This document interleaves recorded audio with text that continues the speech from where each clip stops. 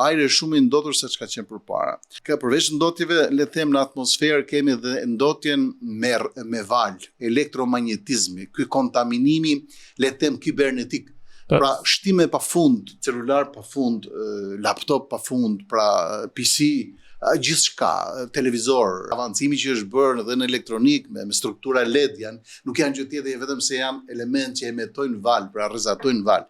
E gjithçka sigurisht që kthehet në agresor për organizmin. Pavarësisht se nuk ka studime ndoshta racionale. Kur them racionale do të thotë që duhet bërë lidhja mes çështjes A dhe çështjes B. Për shembull, lidhje direkt, pra frekuencë, dëmtim shëndeti. Por një gjë është e sigurt që qelizat tona sa më shumë të ndeshen, le të them, me frekuencat që vijnë nga jashtë në një farmase e përkthejnë si një lloj stresi fizik këtë gjë, sepse do të thotë që nuk është në qetësi me pak fjalë. Valët e trurit, çfarë kemi ne? Valët e trurit që emitojmë praktikisht frekuenca janë.